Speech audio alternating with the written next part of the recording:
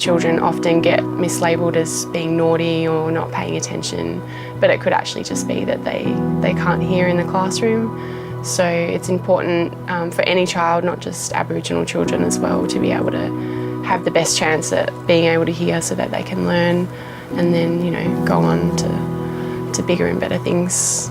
As a child, I had constant ear infections, runny ears. I would go into school and I've had like cotton wool plugged into my ears just because they're so runny. You know, it's hard going into school with that in ears, so I think that's why it's really important that Earbus comes out. There's a lot of driving for us in the Pilbara. We have quite a few communities that are about 3.5 hours out of town. So, you know, early mornings, we pack all of our gear into the car, we've got all our lunches packed, and then we're driving out to the community, trying to spend as much time, maximise our time that we have with the kids. Ear disease is a key to unlocking kids' potential, because if you can keep kids hearing, they can learn. Can't hear, can't learn. And without that, I don't see how you can ever expect the downstream issues of welfare dependency, underemployment, poor retention rates at school, all of that stuff to yield if you can't do what we do.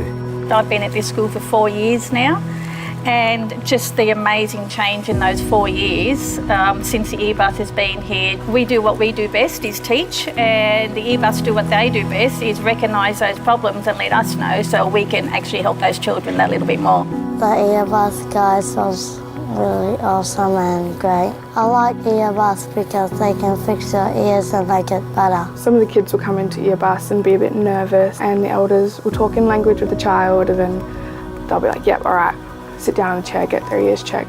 I know in the goldfields, one of the kids, she was really nervous and she had to go get her other side operated on. She already had one done, and you know, we got yarning, we were talking about it, and she was like, oh, you've had one too? And I was like, yeah, it's totally normal. She was like, and you finished school?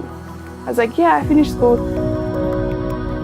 You know, I can think of one child in particular. He was climbing the walls. Couldn't control him, teacher couldn't control him. Post Earbus intervention, surgery, he could hear, and after that, he's top of his science class. This work is not for everyone. There are very few GPs or nurse practitioners or nurses or audiologists who are happy to go and sit in 46-degree heat, no air conditioning. The packing and unpacking is difficult, and in heat like this, it gets a bit hard day in, day out, but really it's more having that presence in the communities. I think having a bus and the communities can go, Earbus are here. Whereas a four-wheel drive pulls up, people get out and unpack. They've seen, you know, many four-wheel drives doing that all the time. I think it's having that presence, and we can just park up and get people to come to us. The dream for Earbus, I think, is just getting out to more communities, seeing more kids that we need to see. While ear disease is not life-threatening, it'll ruin your life. We were the Earbusless Foundation for quite a while. We've done clinics under trees, we've done them in server rooms, we've done them in libraries. But if you're going to do a hearing test, you need better conditions than that. And so the bus gave us the capacity to do reliable, high-quality audiology for a start. It gave us a clean environment if we had to wash ears out. We had sink, running water, you know, we could control the hygiene aspects.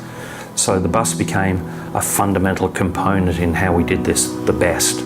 So our dream of a better world is a world where Aboriginal kids can hear, where they can learn, where they stay in school, where they graduate, where they live lives consistent with their real potential. Because kids who can't hear can't learn.